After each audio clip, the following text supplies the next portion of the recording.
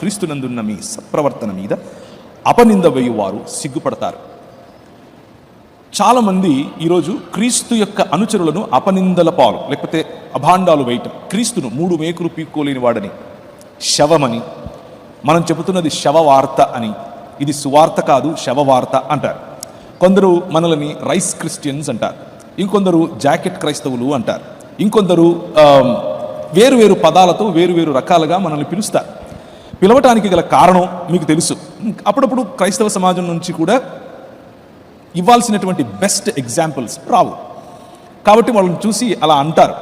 కానీ దేవుని వాక్యం ఏం చెప్తుంది అంటే, శ్రేష్టమైనటువంటి ఈ మార్గం, నిజమైన మానవత అనేటటువంటి ఈ మార్గం, ఆ మార్గానికి మనకున్నటువంటి నిరీక్షణ, ఆ నిరీక్షణకు హేతువు ఇవ్వాలి. హేతువు అడిగినప్పుడు చెప్పాలి, దానికి సరైన ప్రిపరేషన్ ఉండాలి. మనం నడుస్తున్నటువంటి ఈ మార్గం ఇదొక మతం కాదు.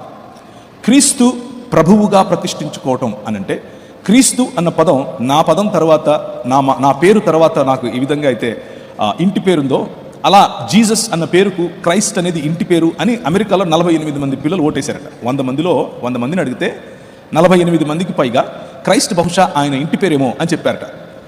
ఇలాగే ఉంటుంది మన క్రైస్తవ సంఘాల్లో సరైన సిద్ధపాటు, సరైన ఆలోచన పిల్లలకి లేకపోతే. సో యువతులు మీరు తెలుసుకోవాల్సినటువంటి, మీకు ఆల్రెడీ తెలిసిన మళ్ళీ గుర్తుంచుకోవాల్సినటువంటి విషయం, క్రీస్తు అనంటే అభిషిక్తుడు. దేనికి అభిషేకం చేయబడ్డాడు అనంటే, రాజ్యమును స్థాపించటానికి, దేవుని రాజ్యమును ఈ భూమి మీద కట్టడానికి, దేవుణ్ణి మళ్ళీ మనుష్యుల మధ్యలోనికి ఒక టెంట్గా, కృపాసత్య సంపూర్ణుడిగా డేరా వేయటానికి. ఆ క్రీస్తును మనం మన హృదయాల్లో ముందు ప్రభువుగా ప్రతిష్ఠించుకోవాలి. మత నాయకుడిగా కాదు, మతం స్థాపించిన వ్యక్తిగా కాదు, కేవలం భక్తి శ్రద్ధలు చూపించే దేవుడుగా మాత్రమే కాదు. ఆ దేవుడు రాజు. ఆ రాజుకు ఉన్నటువంటి నియమాలు, ఆ నియమాలను హృదయంలో పటిష్టంగా ప్రతిష్ఠించుకోవాలి. మతం కాదు, ఇది మార్గం.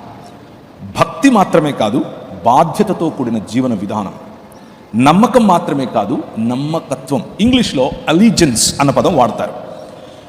Faith is allegiance to Christ. క్రీస్తు అనేటటువంటి రాజుకు మీ హృదయాలలో అలీజెన్స్ ఉండాలి, నమ్మకత్వం ఉండాలి. చెప్పిన పనిని, ఇచ్చిన ప్రాజెక్టును సంపూర్ణంగా కంప్లీట్ చేయగలిగినటువంటి, మీ పైన దేవుడు నమ్మగలిగినటువంటి, మీకు ఏదైనా పనిని ఎంట్రస్ట్ చేయగలిగినటువంటి నమ్మకత్వం కలిగి ఉండాలి. దాన్నే క్రీస్తును ప్రభువుగా మన హృదయాల్లో ప్రతిష్ఠించుకోవడం అని అంటారు.